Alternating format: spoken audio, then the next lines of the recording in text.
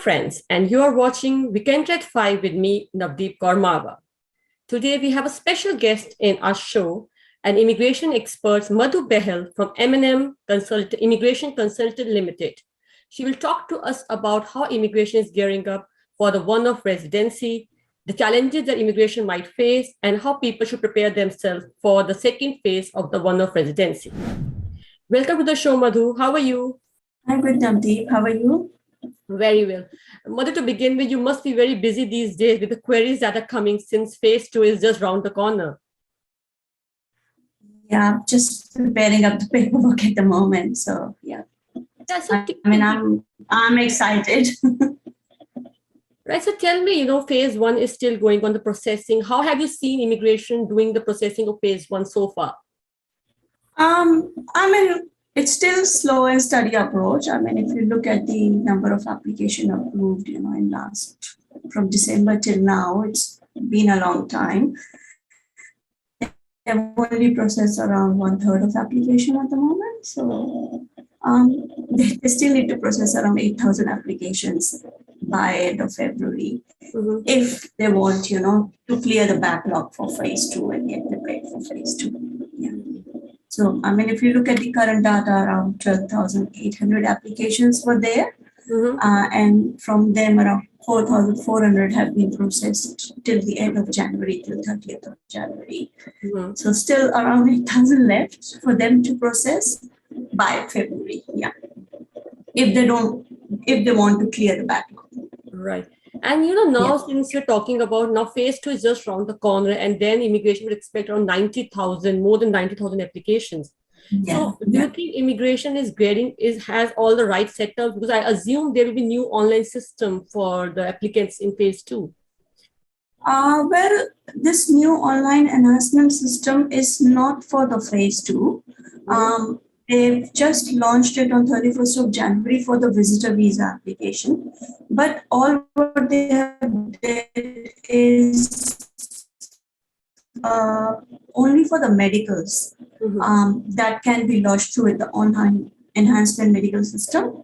So it's an integrated online immigration and health system where you don't have to submit the medicals beforehand.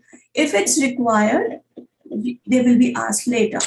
And it's mostly done just, because of the COVID, everybody's saying there's a long queue and people actually don't know whether they need to submit the medical or not. Sometimes, medical are still valid, but everybody, because it's a mandatory requirement, we need to do the medical. So they don't want migrants to panic.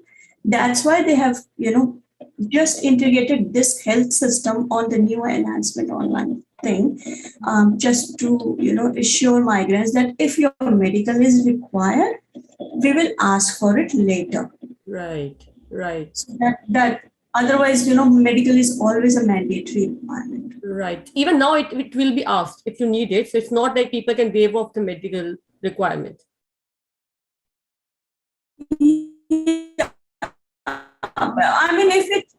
If you're sure, you still need a medical, but maybe your medical is valid for another 1 year and your health has not deteriorated at all, you might not need a new medical. Right. And if it's required, immigration will ask you. Yeah, I think that's a good thing, because otherwise we have seen a lot of queues happening right now.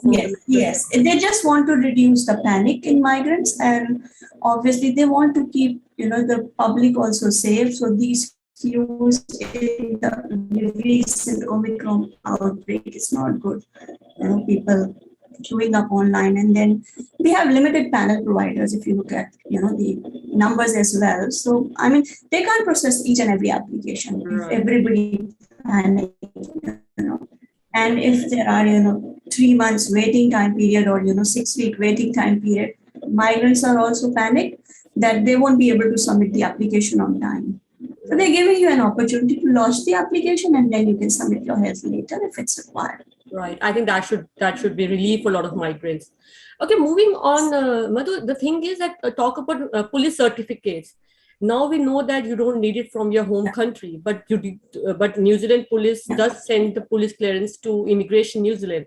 Do you think that is also causing delay? Because I've read somewhere that there's a delay in processing because of the police requirement. that NZ police takes time to send the police certificates. Do you think something on those lines? What is your view on that? Look, police certificate is always a mandatory requirement. So if you don't need the New Zealand police check, obviously your application is going to get declined, or there would be some character issues if you have not declared, you have New Zealand convictions and stuff like that. In my understanding, police has not increased their workforce just to process, the PCC. So obviously there will be some delays, In New Zealand police certificate takes 2 to 3 weeks. But, with the influx of application, it could take more time, I think there would be some tie-up between immigration and New Zealand police to resolve that issue. So, but that's their internal matter, so we have not much idea about it. Yeah. Right. And lastly, there would be a dedicated. Right. Lastly, my question would be about the website. Last time when we saw when phase 1 application started, December 1, the website crashed. New Zealand immigration's website crashed, and people they couldn't launch their application. So this time, do you have has immigration done anything about the IT thing? Have they updated their website? Have you assured people like you, the experts, that they are ready for everything that would come their way? Well, there's nothing in the recent webinar. We were assured about the enhancement, process, how it's going to work, how new application will, be processed. But they have just lodged it for visitor visa. Phase 2 will lodge it for student visas, where a lot of automatic decision will be made, and according to them, it will be a faster process. But for that, for this phase 2 resident visa, I'm not sure, whether, I can't guarantee, even immigration can't guarantee. It's an online technology system. If it can crash for 15,000 applicants, it could crash for 100,000 as well. Yeah. But they said they have put a lot of money to enhance the system. Yeah. So hopefully things go well. We all are praying for it. Yeah. So what are your top 3 tips for people who are waiting to get their application launched on this March 1st? Because I know a lot of people wanted their application to go through on the first day. So as expert, what are your 3 things that you would tell an applicant at this stage? Well, I will tell them that launch an application when you are ready, when you have all documents in process, just to avoid delays.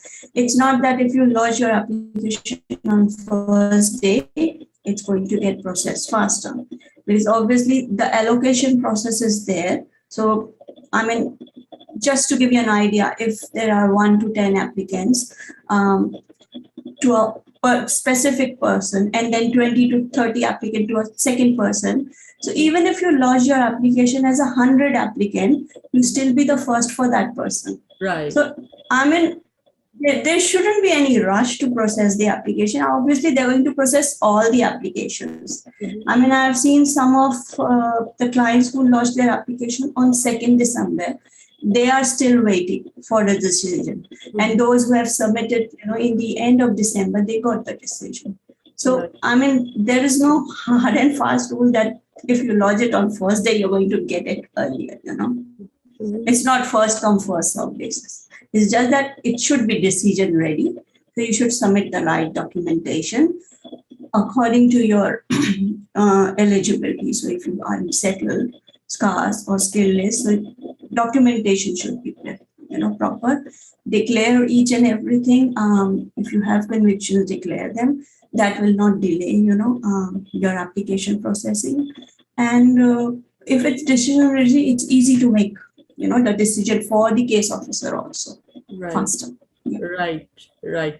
Thank you so much, Madhuji, for your time today. And I hope people would reckon your tips and make sure their applications are decision ready and further delays are not happening. Yeah. If they need any help, they can just contact, us or anyone, they think it's appropriate. Yeah. It should be taking proper advice before the application is launched. It's a one-time opportunity for all the applicants. Right. Thank you so much, Madhuji. Thanks for your time today.